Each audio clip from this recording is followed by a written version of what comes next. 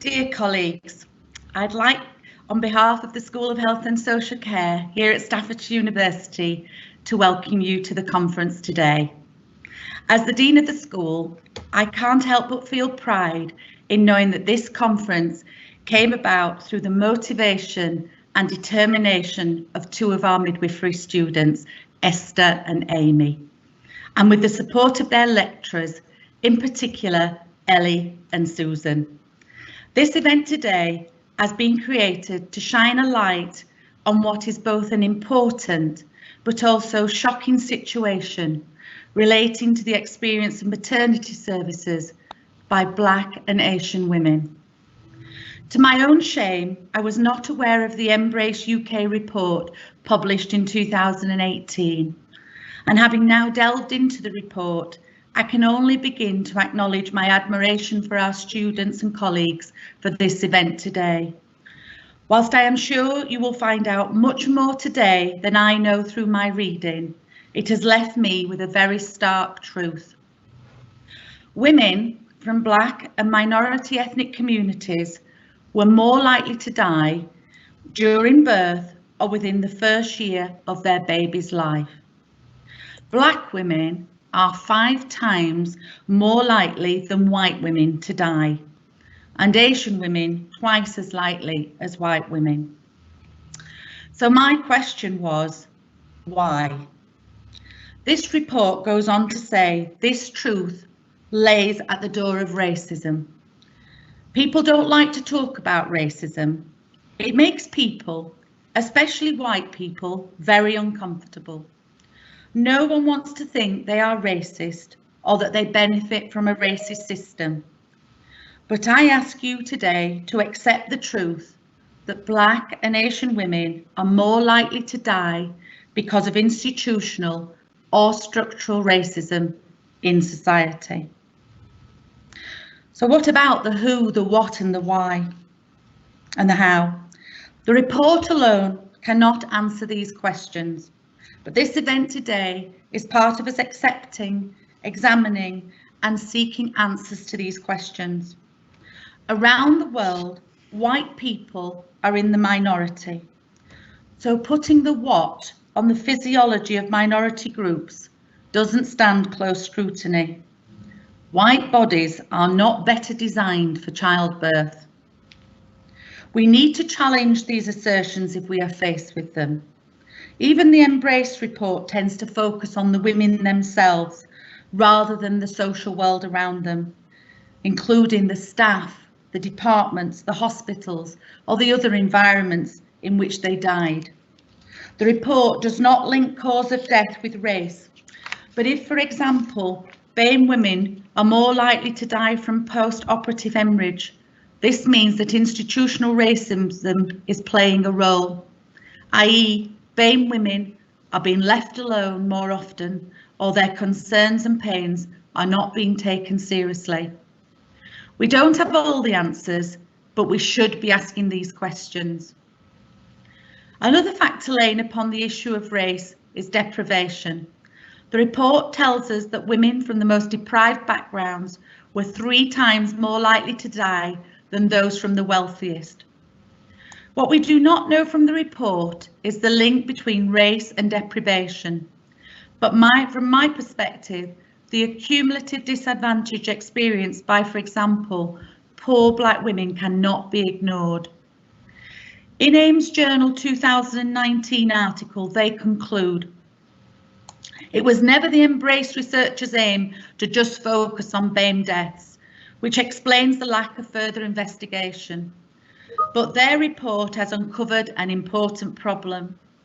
Given that the death rates for BAME women are shockingly high in comparison to white women, this is an issue that needs urgent attention. It is impossible to see those statistics and not to consider racism in some form and somewhere, whether direct, structural or institutional, as playing a role in the poorer outcome for BAME women. To think that this is all down to chance is unhelpful. and to think that it is down to some fault of the women themselves is ignorant. Here at Staffordshire University in the School of Health and Social Care, we have some serious questions to ask ourselves, including why there is an award gap for our BAME students and why both BAME colleagues and applicants are less likely to find a place in here in what is a predominantly white organisation. These are uncomfortable questions we are asking ourselves, but ones we want to tackle. And events like today are part of our journey of becoming a more inclusive organisation. We have embedded inclusion within the fabric of our structures, both at university and school level, and we are committed to this agenda, not only for our staff and students, but because we are responsible for the education and development of the next generation of health and social care practitioners. I am fascinated by the quality of speakers that have been gathered here for this event today, and I thank each and every one of you for giving of your time. We really appreciate you helping make this event successful and highlighting this important issue. Having just taken a tiny peek online, and with so much more to say about them, which I am sure will happen later, I want to just acknowledge and thank Mars Lord, a double award-winning doula and birth activist; Benash Nazmeen, specialist cultural liaison midwife with special interest in addressing inequalities in health; Lola Ornato, midwife for 20 years, using her voice to challenge racial bias in midwifery; Kyia Omoshebi, midwife and activist enacting change to address institutional racism; Kate Jones and Abby Lovett, two third-year midwifery students from the school here at Staffordshire. Hashtag proud to be staffs. Colleagues, thank you for joining us. I hope you have a great day. You will have seen from the agenda that the first speaker is going to be with you for about 60 minutes. It is Lola Ornato, and as Anne identified, she's been a midwife for nearly 20 years, and she moved from London following her degree, and she now works in a birth centre where she's been working for 10 years. Again, she identifies that her passion is for educating and facilitating active birth classes at Whittington. She strongly believes in educating both people and families is key to promoting truly informed choice.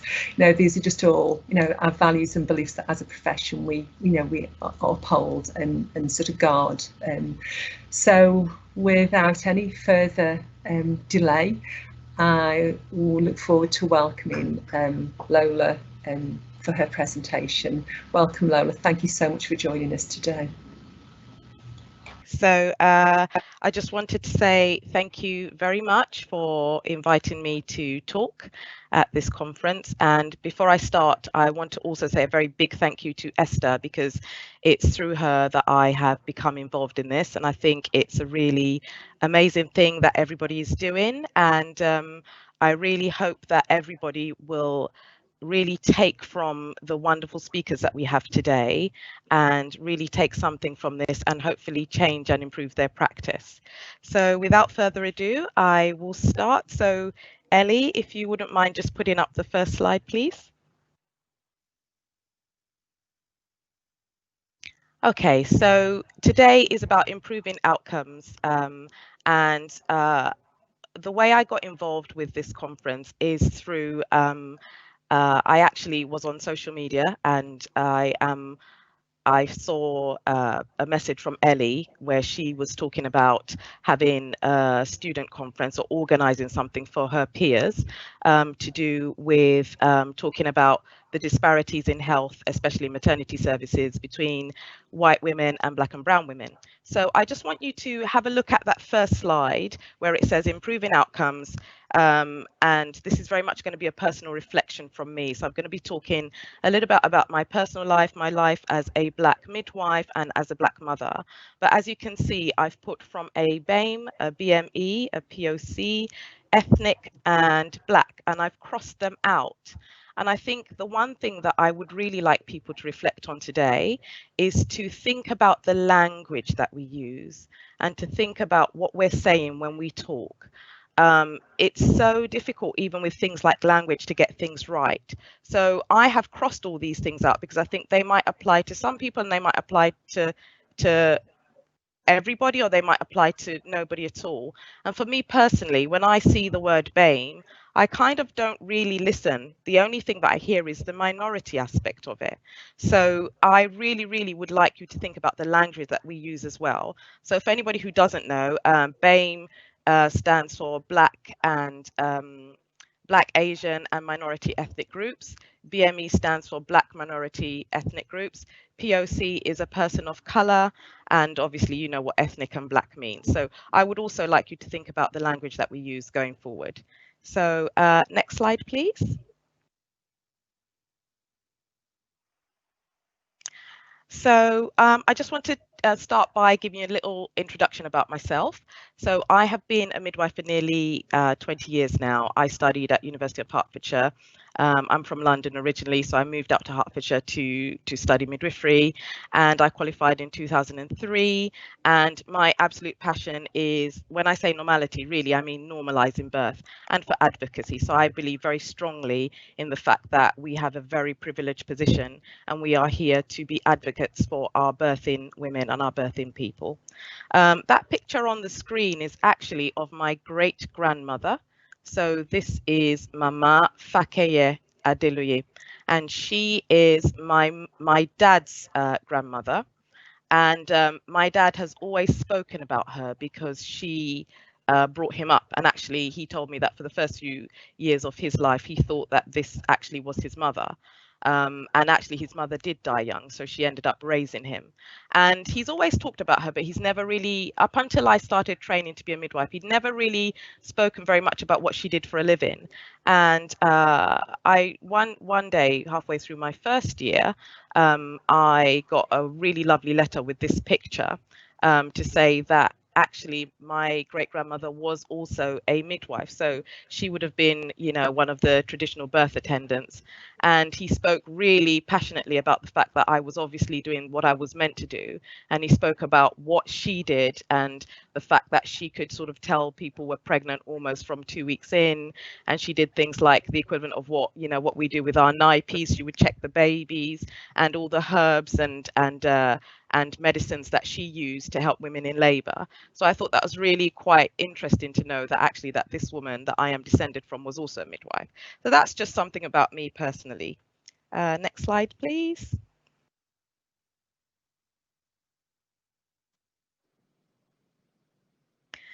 So the aims and objectives of today really is to share some of my experiences as a Black midwife and mother, to encourage a healthy discussion. So again, you know, we are talking about a topic that might create quite a healthy debate, but I would also just implore everyone to be mindful and respectful of what they say and how they say it.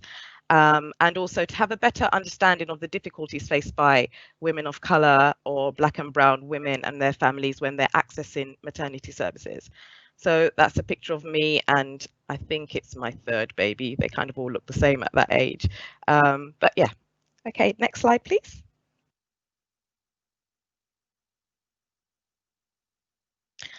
So two things happened this year that I think brought the issues that we're discussing to the forefront again.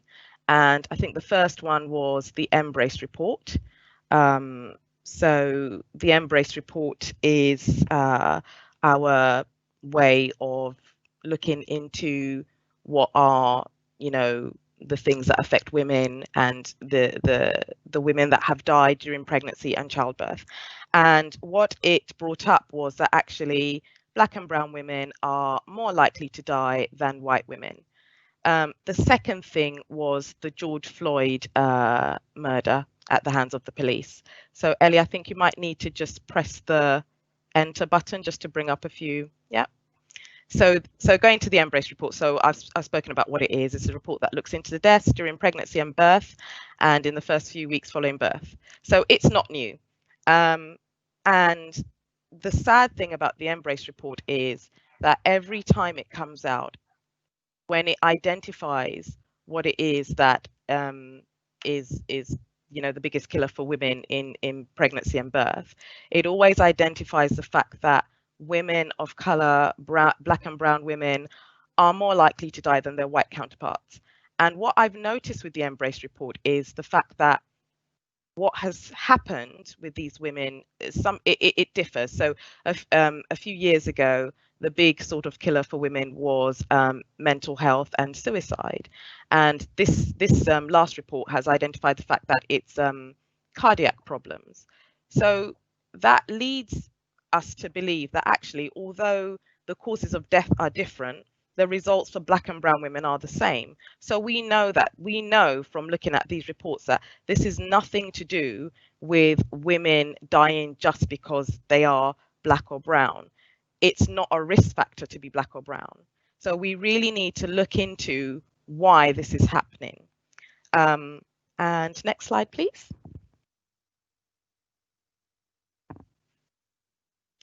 So again, before I go on to how this has affected us, I just also wanted to touch on the George Floyd murder as well. So that was the second thing that happened this year.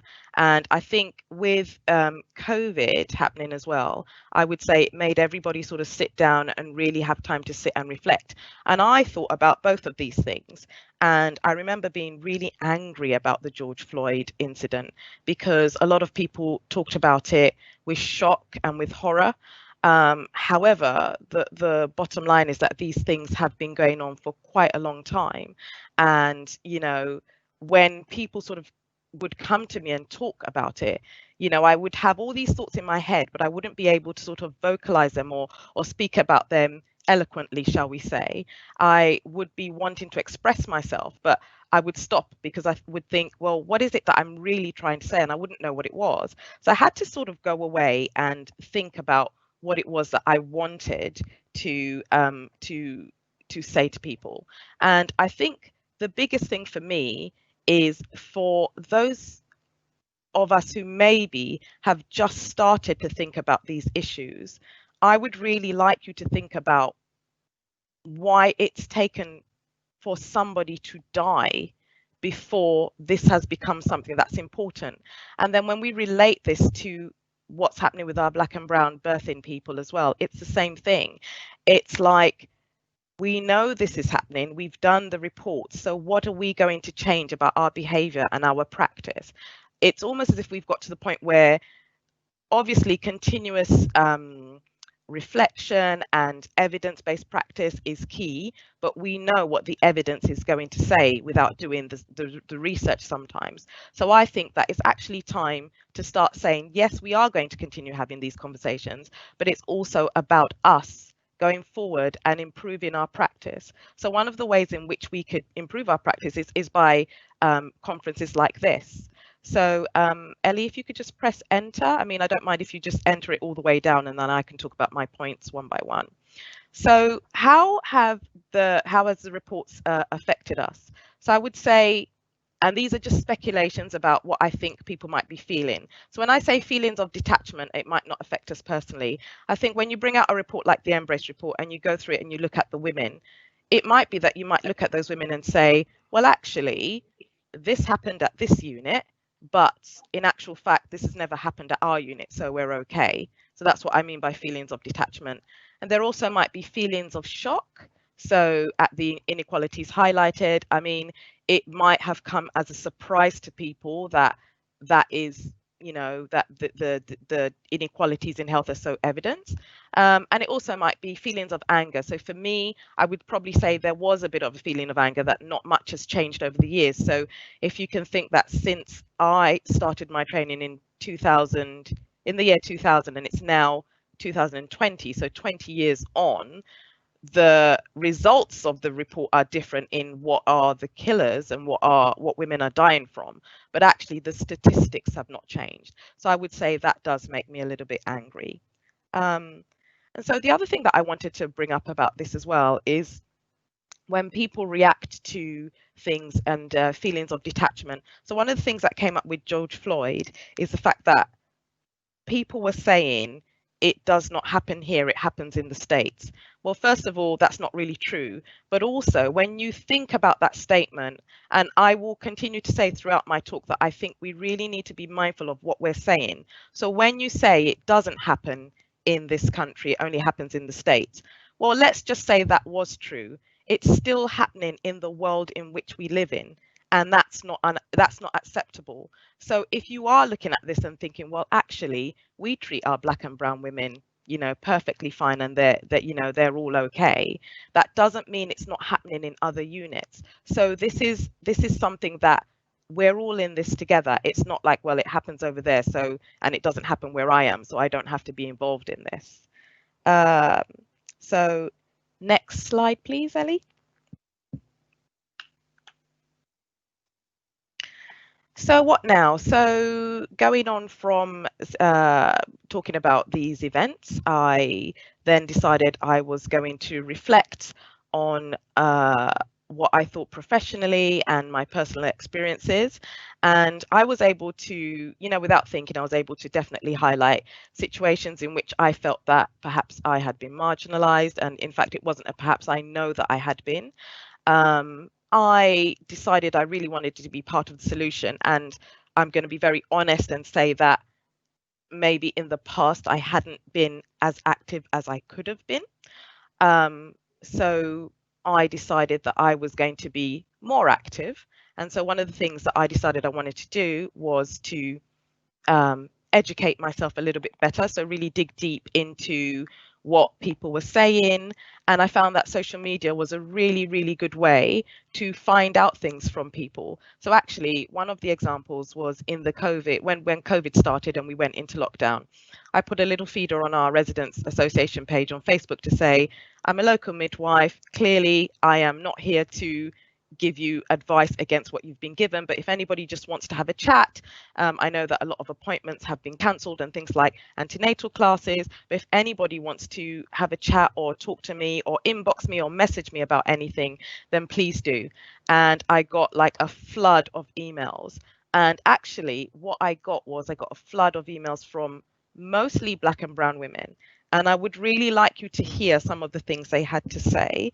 So there's two sentences that really stick out with me. One woman said to me, because I'm more likely to die, I've decided to have a home birth. So that is the sentence that she opened with. And I really want you to think about that and think that there are women who are sitting there thinking, if I go into that hospital, if I go to the midwives, I am more likely to die. So that's what she led with. And she said, she did not want to be in a hospital. She wanted to give birth at home because she felt that actually if she went in, she was more likely to die. The second sentence that sort of stuck with me was I was on a webinar, and it was looking at the COVID crisis and how women were coping, and it was also highlighting the issues around Black and brown families. And one of the women had said she wanted to have a home birth. So, sorry, she wanted to go into a birth center to have her birth. And she opened with, I had to get my head, I had to get my brain in that mindset that I was going into a white space. So you may agree or disagree with these statements, but what I want you to understand is this is what women are thinking.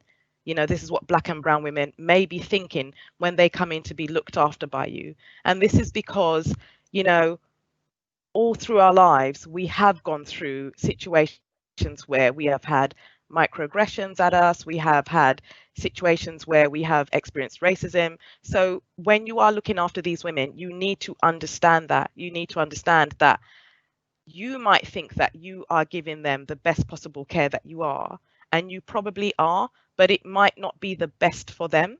And that is, if midwifery teaches us anything, it teaches us that women are individuals and that we need to look at their individual needs and wants, and we need to be able to understand that and advocate for them.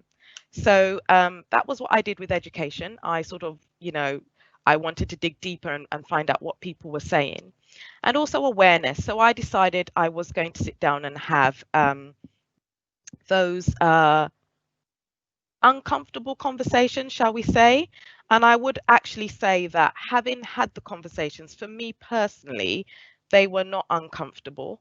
I felt they needed to be said. I think they were well received, but I was also aware of the fact that, you know, some of my colleagues were just not even aware of some of the things that they might do that might make people feel that they are unapproachable.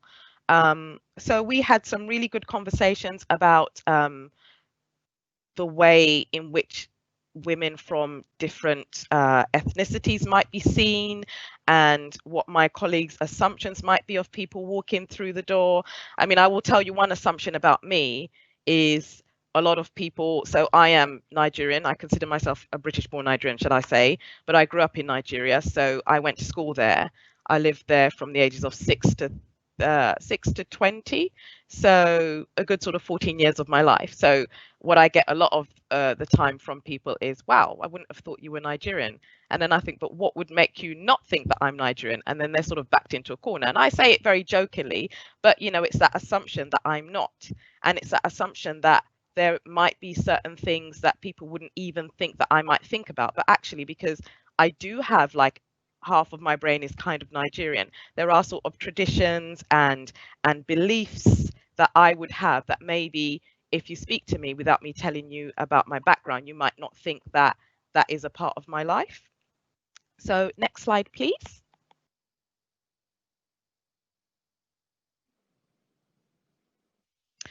Okay, so we have some scenarios here, and I just want you to have a look. Obviously, I know that I cannot sort of communicate with you directly in that respect. So what I would like you to do is just read the scenarios and have a little think about them. And then I will, well, it's not going to be a discussion. It will be me sort of talking about the scenario afterwards.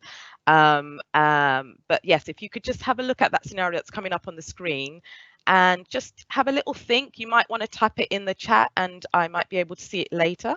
And tell me what you might think or do about this particular scenario. So Ellie, I can't see the bottom half. I don't know if you want to read it out or if you're okay with people just having a look at it.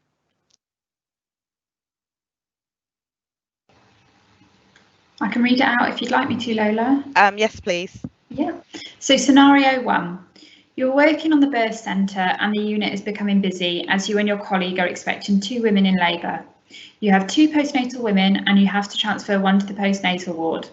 Sarah is a first-time mum who gave birth 12 hours ago and has had some problems with breastfeeding.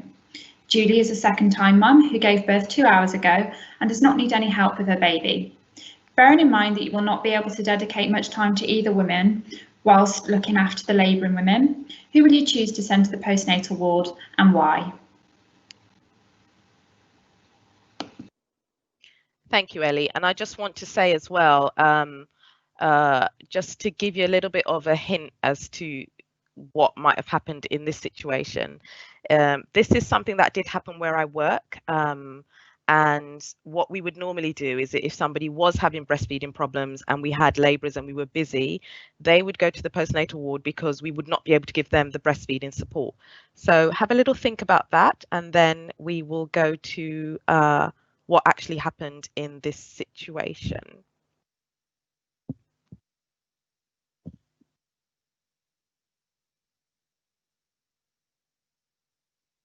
Okay, so Ellie, do you want to go to the next slide now?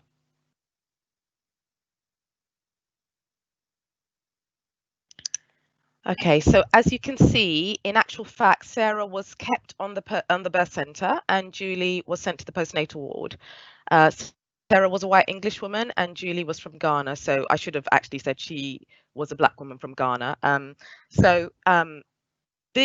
When you look at this, you might think that this is a little bit insignificant, but actually this happened years ago and I did not forget it because it was one of those situations where you kind of think what we normally do is we send the person who has got the breastfeeding issues up to the ward, and this so obviously wasn't being done. So when you think about it, the only thing that I have to hold on to is that Julie was sent because she was black. And, you know, I think we need to, and I want to sort of really stress the fact that my colleagues are lovely people, and when I actually sat them down and talked about this afterwards, they didn't even realize they had done that. But this is the issue, is that racism can be so, bias can be so implicit that people don't even know that they're doing it. So when I actually said to them, what would make you send this one woman and the other? Because again, I'm somebody who likes to dig a little bit deeper. And somebody said, I don't know. And I would hasten to add as well that the person who said it was not involved in this case. We were just talking about it afterwards. And I said, oh, why do you think they would have sent this woman up and not the other woman? Considering actually Julie she had a second baby. She would have been absolutely fine on her own. We wouldn't have had to do anything much with other than, make sure she was fed and watered. What would make them keep Sarah? And actually, somebody said, well, I don't really know, I'm just speculating, but maybe it's the fact that they felt they couldn't identify with Julie. So again, digging deeper, I'm like, what do you mean not identify? That in itself needs to be explored a little bit. What do you mean by not identifying? So we didn't really get to the bottom of this, but it's those kind of little things that you might think don't make a difference, but they do. And actually, being a Black midwife on the shift that day, you then get to the point where you think you want to say something, you don't know how you're going to put it so that you don't come across as the aggressive Black woman, but actually you know that this is not right. So, okay, that was that scenario. So something to think about. So could we go to the next one, Ellie?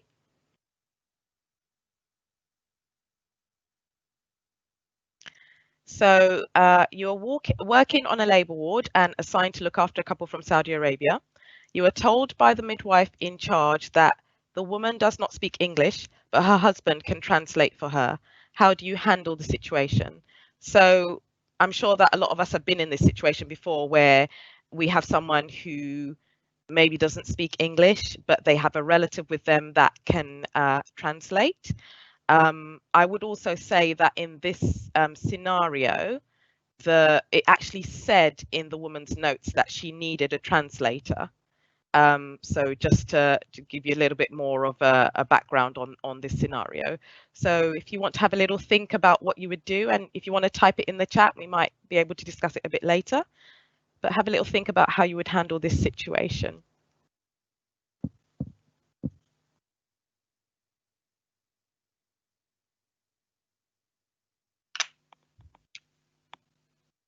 Okay, so Ellie, do you want to do the next slide again? So, so the discussion is that it was discovered that a plan had been made in the woman's notes to have an interpreter every appointment. When this was brought up, the senior midwife said she did not need an interpreter as her husband was able to translate. So this was a woman that I actually looked after, again, many, many years ago. I went in quite naively thinking that the husband could translate.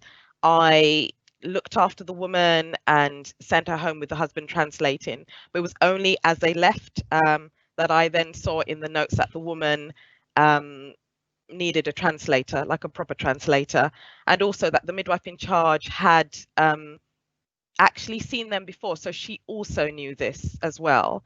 Now, one thing that I want to bring out about translating is that when you speak English as a second language, even if you can translate, a lot of the times you can't translate how do I put it? You can't translate medically. So I'll give you an example. I speak Yoruba, which is a language, it's one of the languages in Nigeria. And I was talking to some of my Nigerian colleagues the other day, and I had looked after a lady from Kuwait. So we had used Language Line to translate in Arabic for her in labour. And when I came out of the birth, out of the birth, I was speaking to one of my colleagues and I said, gosh, if we had to translate in Yoruba for a Nigerian woman, we speak fluent Yoruba, but I would not know the first thing about translating for somebody who was in labour. So how much then gets lost in translation when you're using a relative to translate? So when you think about this, actually, we could have caused real harm to this woman, because we're using her husband to translate. We're assuming that the husband is telling her everything we want her to know, and that might not necessarily be true. So if you think about this and you reflect on this and you think, actually, I don't know why the midwife in charge decided that she didn't need to have a translator, but think about the potential harm that you could cause this woman. And I just wanted to give you an example. I'm a bit of a medical drama freak, so I like to watch my medical dramas. And years ago, for those of you who can remember, I used to watch a drama called ER. I don't know if anybody has heard of that, but George Clooney was in it, and it was about American doctors in the emergency room. And there was a particular scene where there was a woman who was she was from the Hispanic community, so she spoke Spanish, and she didn't really understand very much English. So there was a nurse who understood Spanish, and a doctor was going to give this woman the instructions. And this particular doctor in the show was quite, you know, it's very sort of like arrogant, you know. And so he had dismissed the nurse and said, "No, it's okay, I got it. I can translate for this woman." So he goes into the room and we don't really know what he says to this woman, and he sends them away. And at the end of the program, the woman comes back in cardiac arrest. So the husband is shaking the pills that she took. So the nurse goes up to him and said, "How many pills did she take?" And he goes, "11." Once in Spanish is 11. And the doctor had said, "Take those pills, 11," because he thought once means, you know, 11 and once are the same thing. So the woman had taken 11 pills instead of 1 and went into cardiac arrest. So again, when I think back on this situation, it really does make me think, what do we stand to gain from marginalizing women? We stand, you know, we stand to gain nothing. And actually, as a midwife, if our very job, our very vocation is to care and to advocate for women. So please, I would like to say, when you have women who do not speak English, and even women who speak English fluently, sometimes they don't understand what we say in medical terms. It's not for us to decide. A plan has been made for this woman, and the plan is still not being carried out. We really need to go and think about what our bias is, that we have decided that one woman deserves not to have her care given to her in the same way that somebody else would have their care given to them. So could I have the next slide, please, Ellie? So what can you do to make a difference? So I think I already spoke about this. Have those uncomfortable discussions. If you are thinking that somebody's not being treated right, or you are thinking that maybe you haven't done something right, have a conversation and speak about it. If you see somebody being marginalized, or you think that you could do better by someone for their care, then please escalate that. You know, there are so many, we have so many outlets and we have so many resources available to us to look after our women. Could you press enter again, Ellie?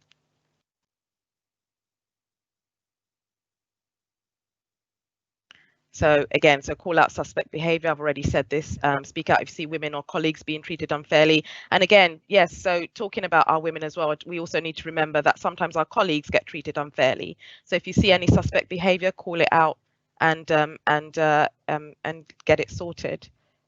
Next bit, Ellie, please.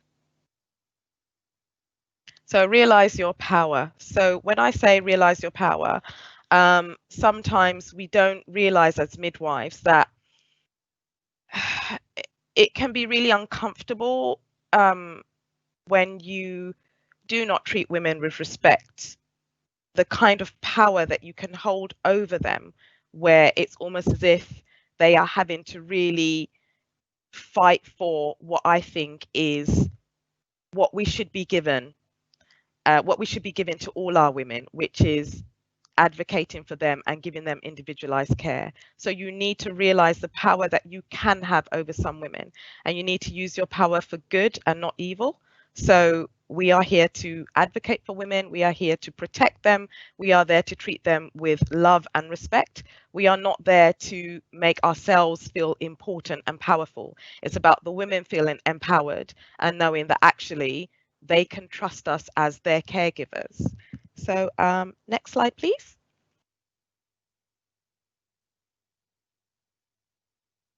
So you can enter that all the way down. So I think I already talked about this before, the bottom bit where I said because I'm more likely to die and I had to prepare myself to go to white space. But I just want you to also reflect on those quotations and know that they came from 2 women. I did not make them up. But I also wanted to point out another little story that I remember from practice about the power of somebody's name. So this is the story of Sharon, and Sharon actually isn't her name.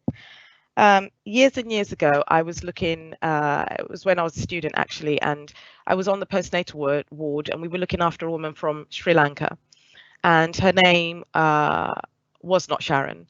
I can't remember her name. It did begin with SH though, and that's where Sharon came from, but it was a fairly long name.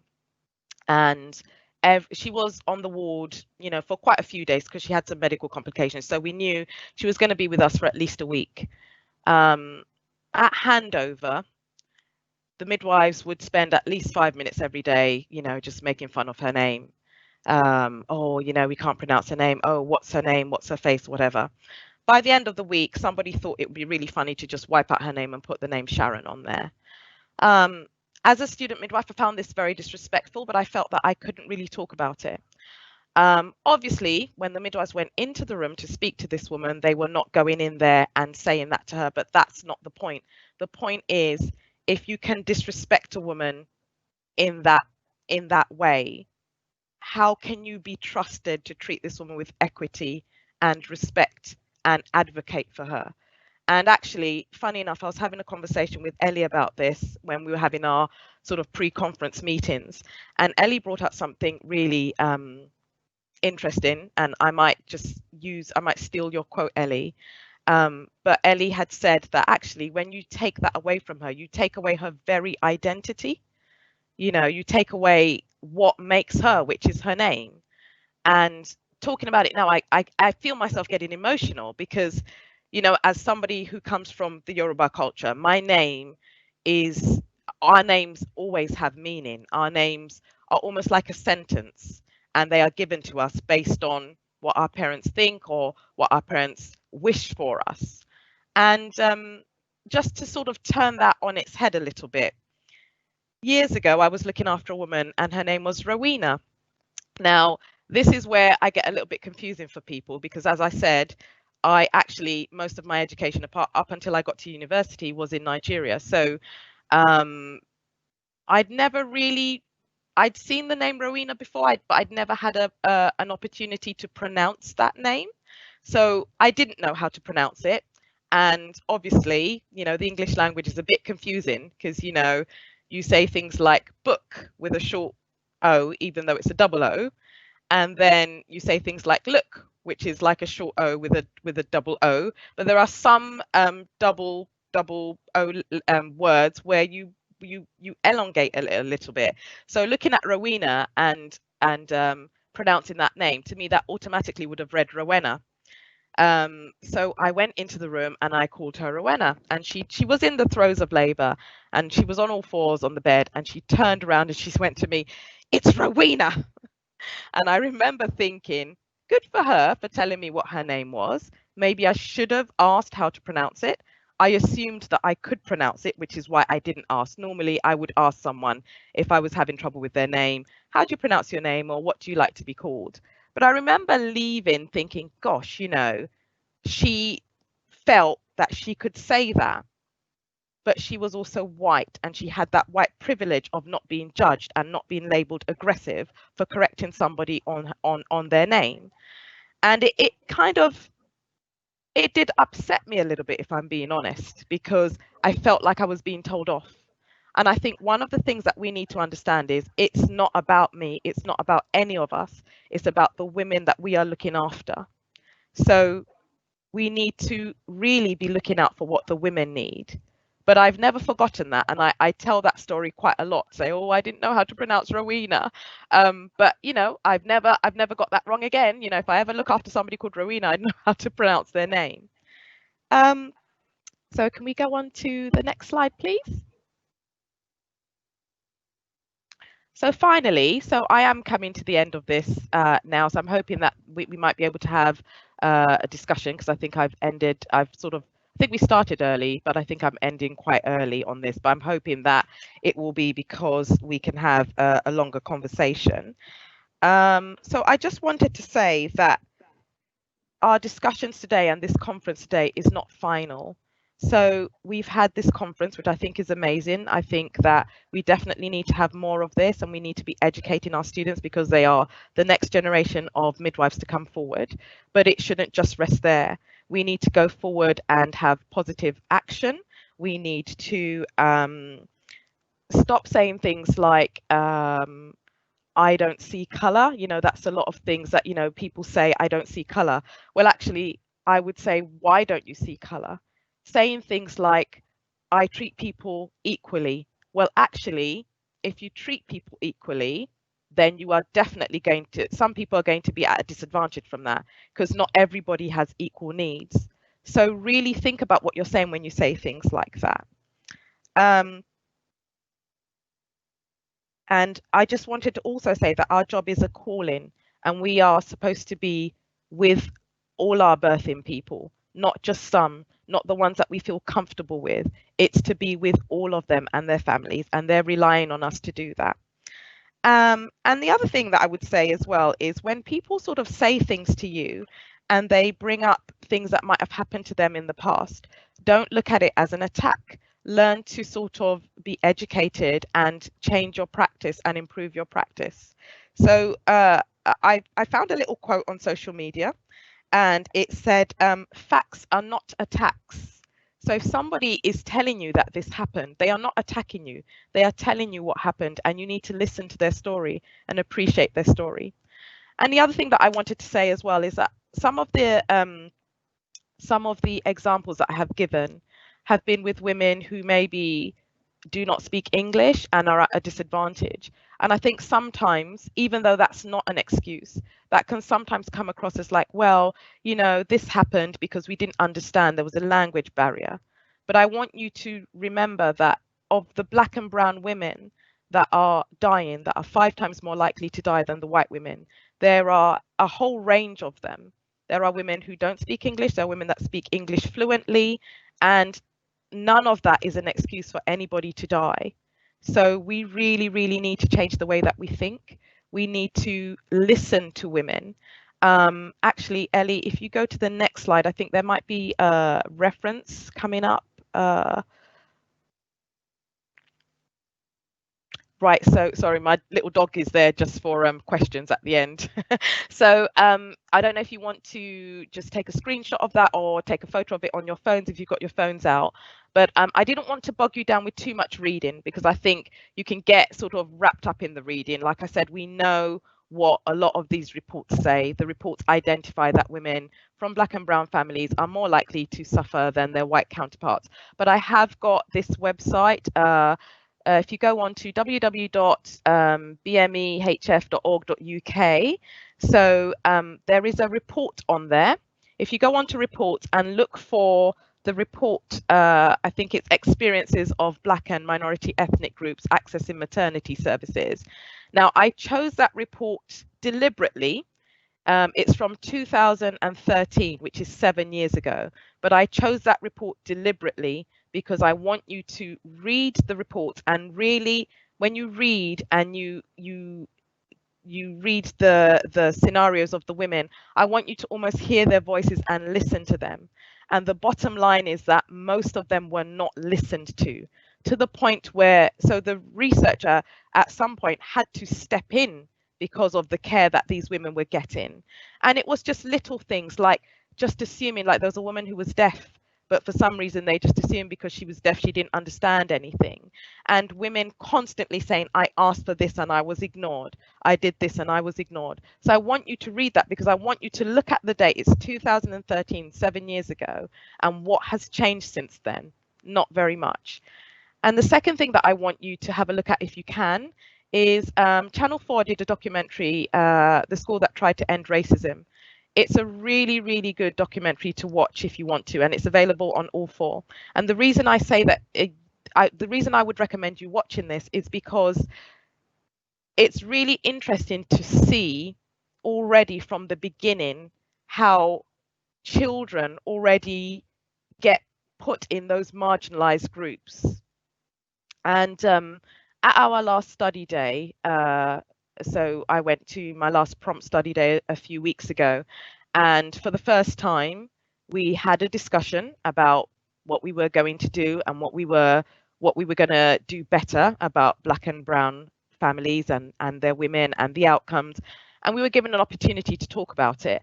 And one of my colleagues who is Black had highlighted the fact that her daughter can pick up in school when she raises her hand to answer a question and she's ignored. But when she speaks up to say she's ignored, she's automatically labeled aggressive and disruptive. But that's almost already her label. So I really want you to understand how these things start and they progress through life. And we really need to break this chain.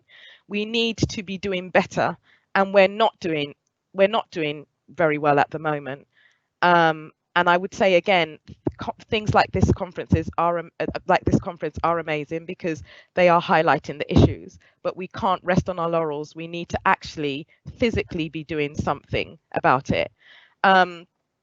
I remember attending a webinar a few weeks ago, and somebody was highlighting the virtues of social media, and social media is really good for finding webinars to go to, but also finding like-minded people that you can collaborate with.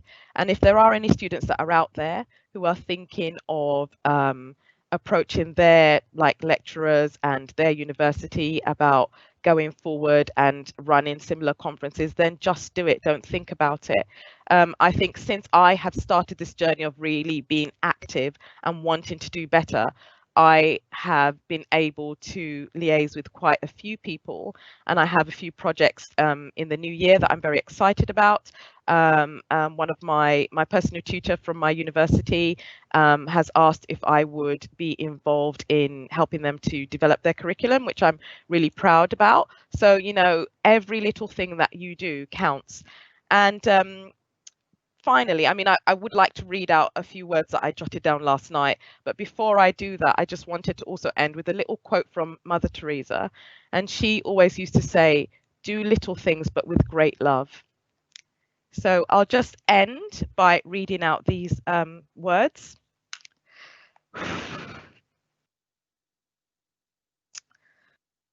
So, my name is Lola Ornato. I am Lola to some, Lola to others, Lola to a select few. I am Nigerian, I am British, I am midwife, I am wife, I am mother.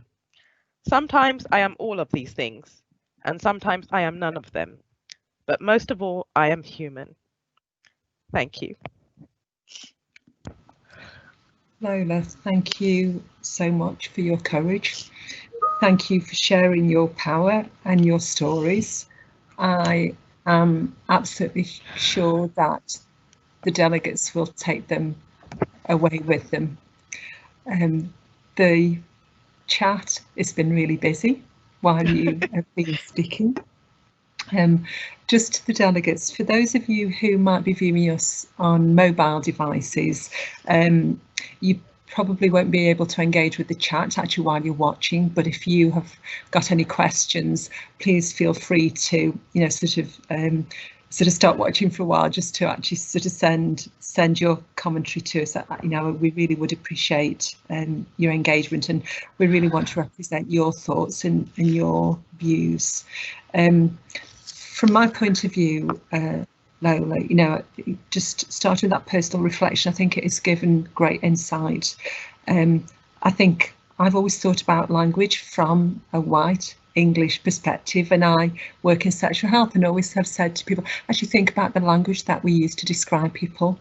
And I have to say, until we had a pre-conference discussion, I hadn't really thought about it from a black or brown perspective, but I absolutely know how powerful words can be in terms of supporting women, but also destroying women. So the fact that you talked about recognise your power, recognise your strength, and don't abuse that as midwives, I think is absolutely critical that students are aware of and they take that forward. We have a power, I think, that we don't always recognise, and it is our responsibility to ensure that we use that power wisely and to advocate truly for women rather than to use it as a platform for sometimes our own values and beliefs. Thank you so much for showing your grandmama. She looks like the most amazingly wise woman. And I think to have somebody who looks like that in your life is a huge privilege. There are some themes in the questions that the delegates have asked. Yep. You know, thanks to Heidi and Louisa and Nicola, you know, there seems to be a very common theme around terminology that we use. Yes. There's one student who's recognised it. In fact, she's read quite a few articles recently who have said actually BAME is not the right phrase to use, and that's not acceptable. And there is another commentary that is identifying that we're moving away from that. And I guess this is the question: is it okay to use that term, or is it not okay to use that term? And what do we say not to cause, offence? So, I think. So I'm sorry, just as you sort of, and that I think that's not necessarily from a white perspective. I think there seems to be quite a bit of debate between, and I find it really difficult. I noticed you said black and brown. Some people say of colour, and other people say of colour is very offensive to them. And for fear of wanting to do it right, I think we probably do it wrong. So your thoughts and insights, that would be really helpful. So I think what we need to understand really is that the language is constantly evolving. That's the first thing. I think the second thing is that we also need to understand that for some people something might be offensive, and for other people it might not be. But I think the one thing that I would say I think everybody would probably agree on reflection is that when we use BAME, we end up boxing quite a lot of people into one group. And when we use BAME or anything that has the word minority in, that we are automatically saying that this group is less than. So I remember, and we might not mean to say it, but actually that's kind of how it comes across. So I would personally say that based on that, I would like to at least see the word minority taken out of any of the terminology. I personally prefer to say black and brown.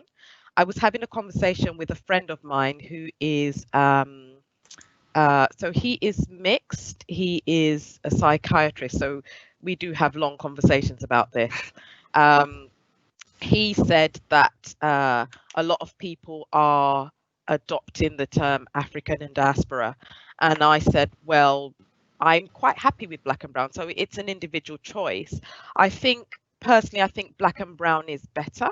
But there are some people that might disagree with me. I think I would just stress that the word minority is removed from a lot of the language, because I think when you look at, for me personally, when I look at that, I think I actually Googled the word minority just to see what it would come under, what explanations or what descriptions would come under it.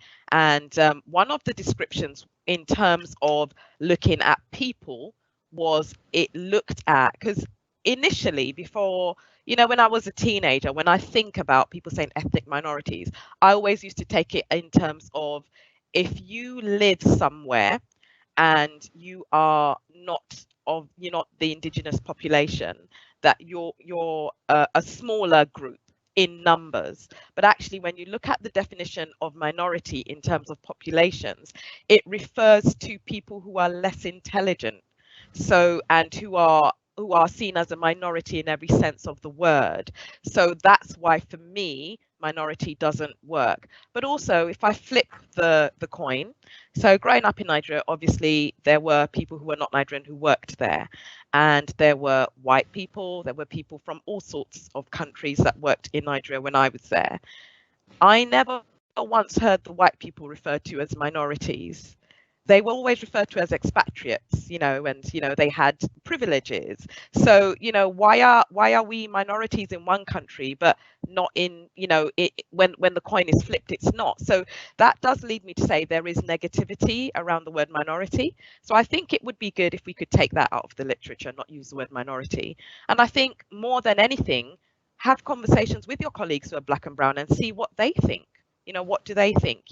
That's the way forward, is actually talking to the people who are most affected by this, like what offends them, what do they think is appropriate, what's the way forward. And I've said this countless times as well.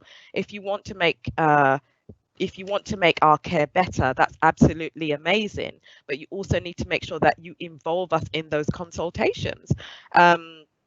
I had a conversation with a dietitian who is doing research on the information that's given to Nigerian women around diet, and she said that she had a lot of frustration from one of the midwives who looks after women with gestational diabetes, because she found it very hard to get the women to cut down on heavy carb food, and she was trying to substitute the foods with vegetables, raw vegetables, and one Nigerian woman actually said to her, well, I'm not going to eat that, I'm not a rabbit. So we laughed about that, because I thought that is a very typical response. But actually, I said to her, why don't you go back to the midwife and say, have you spoken to any other Nigerian midwives to see how she can approach this better? Because the midwife herself is white and she's clearly doing a good job representing all these women, but maybe what she needs to do is include the Nigerian midwives or the Nigerian women themselves and say, can you actually explain your diet to me? So yeah. No, thanks. What I'm sort of really hearing from that is actually it's okay to ask, and it's the little things that make the huge difference. And that maybe what that comes down to is us actually being brave enough to say, actually, I need to ask you this question because I want to provide you with the best possible care. And I think giving context, for me, if I'm still working absolutely sort of clinically day in and day out, I think for me it's about that context, and it's about expressing that sort of thinking and the sentiment behind that. There's another couple of themes that, I mean, if we have time, I'd really like to pick up on it, and I think hopefully we will.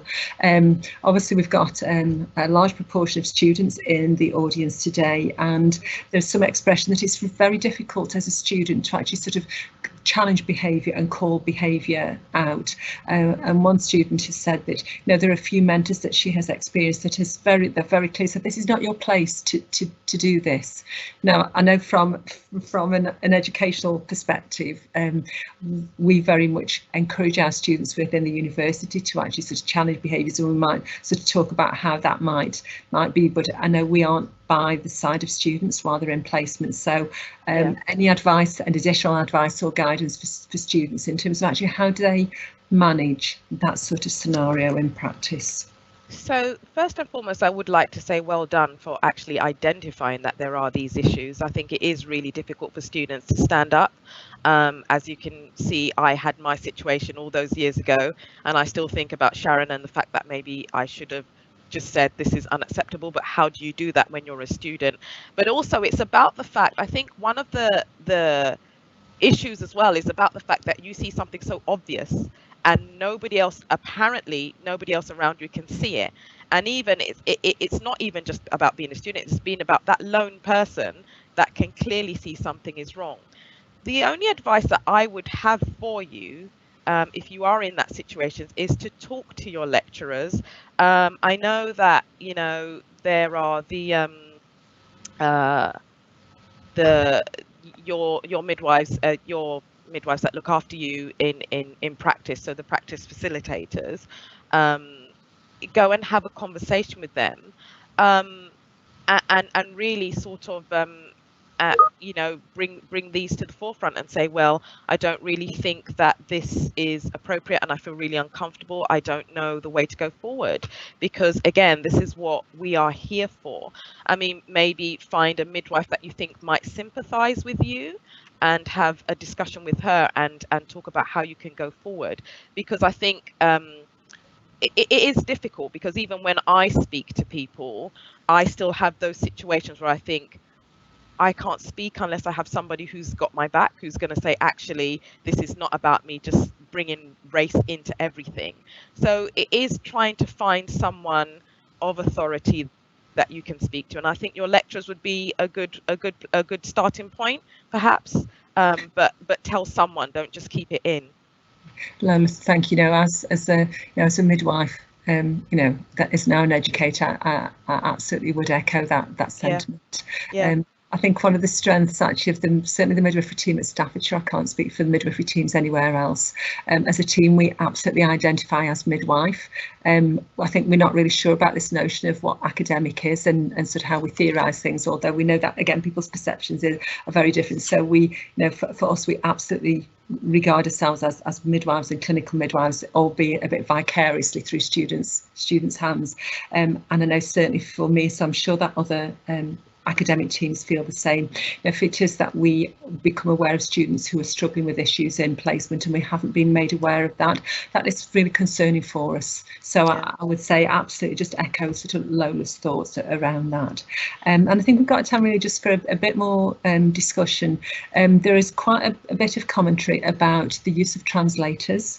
I think for some students and some delegates, they have experienced more difficulty through COVID, and there's some suggestion that in fact family are used still very frequently by way of translators, and that seems to be really pretty routine sort of routine management of women whose first language isn't English.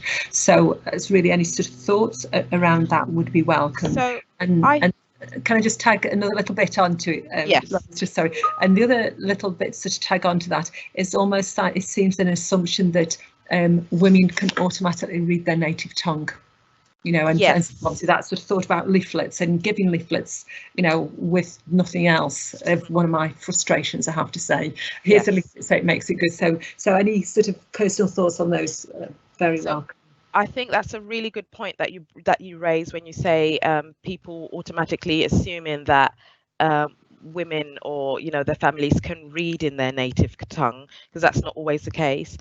So just the first part of the question first, I would say with the translators, obviously every unit has their way of dealing with it. I know both units that I work at, the translators actually, it's on the phone. So on one of them we have like a screen where you can actually see the translator, but that's also because if you've got a language where the person that you're looking, you know, the person that you're trying to call is in another country, clearly they're not going to come into the unit. So I personally feel that there's always a way. So at one of the units we have language line, and that's just a number that you ring and you can put the phone on speaker and then the translator comes on that way. I don't know what other units are doing, whether they're having someone come in personally, but I think we cannot really use COVID as an excuse, because we need to sort of dig deeper and say, are we saying because of COVID we are not going to communicate with a woman and give her important information about her health? Because I personally think there's always a way around it. There are definitely ways in which you can get a translator on the phone, and even if it's a translator that is coming into the unit but you're not allowing into the unit because of COVID, well, you can get them on the phone. And I would actually go as far to argue that actually they should be allowed into the unit, you know, to translate for the woman. I don't think that relatives are appropriate. But I also think that it's in translated, like what you don't know what they're saying in translation.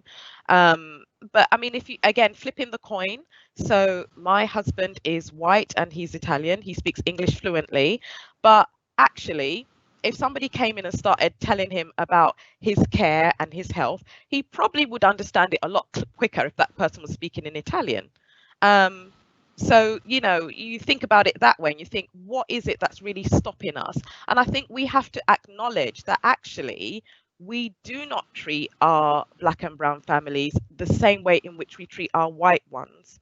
And that's the very key of everything, that if this was a white Italian who said they needed a translator, what would we have done in that situation? But, you know, it's part of their care and it's necessary. And I certainly don't want to be in a position where, you know, I've translated the wrong information and that has caused the woman, you know, an adverse outcome. Lola, thank you so much for your insights. Really, just in conclusion, I think for us, so you sort of mentioned something about sort of just doing things and just like having courage to do that. I think from our point of view, we're really thankful that you've been in this place with us. I think all of us are obviously in this space together today for a reason, and I think this is a really strong message for us to sort of carry with us going forward in the profession. Just a final comment, really, Lola, from the point of view, there are lots and lots and lots of comments saying thank you so much. You have a powerful message. They believe that the work that you're doing is amazing and inspirational, and thank you so much for sharing your story. It will stay with them going forward. So I really appreciate you being with us today. Sorry that you had a little bit of technical difficulty at the accent. I'm just glad it was sorted. So because we are human and we watch each other with kind eyes, and that could and that could be any one of us at any moment in time. So thank you so much for your time with us today. Absolute pleasure. Thank you.